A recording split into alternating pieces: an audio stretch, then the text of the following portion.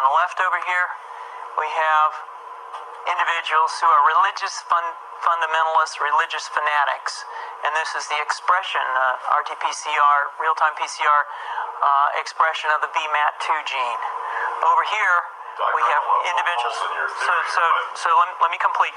So over here, we have individuals who are not particularly fundamentalist, not particularly religious, and you can see there's a much reduced expression of this particular gene, the VMAT2 gene. Another evidence that supports our hypothesis for the development of this approach.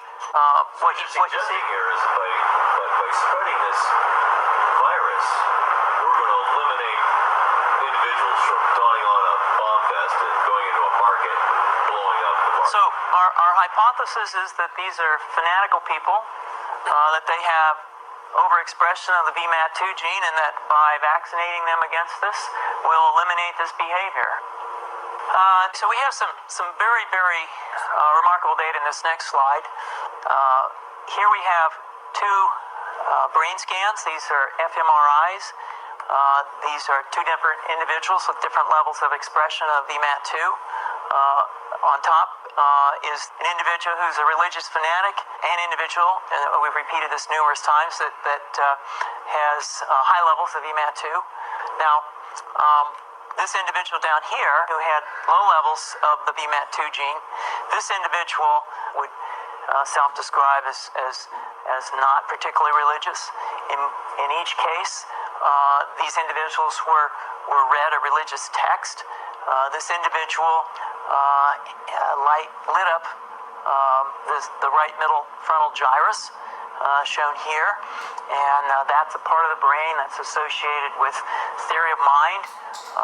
It's a part of the brain that has to do with intents and beliefs and desires. In marked contrast, here's an individual who would not particularly self-describe as religious, and when they're read a religious text, what you see is that this part of the brain called the anterior insula lights up. This is a part of the brain that's associated with disgust or displeasure on hearing something. So you're suggesting I take a CT scan with me when I'm evaluating people to determine whether I put a bullet in their head? So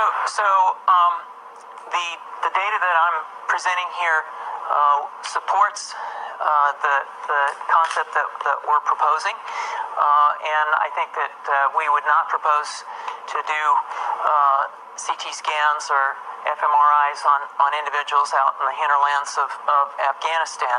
The virus would immunize against this VMAT2 gene, and that would have the effect that you see here, which is it's essentially to turn a fanatic into a normal person. And we think that will have major effects in the Middle East. How would you suggest that this is going to be dispersed in the aerosol?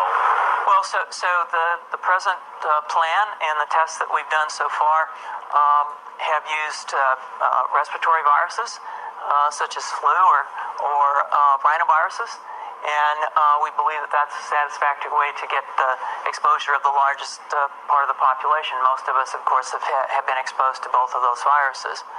And we're quite confident that this will be a very successful approach. This is fascinating. What's the name of this proposal? Yeah, so the name of this project is FunVax, which is the vaccine for religious fundamentalism. And you have a proposal already? The proposal has just been submitted, and I think that the data that I have shown you today would support the development of this project, and we think it has great promise.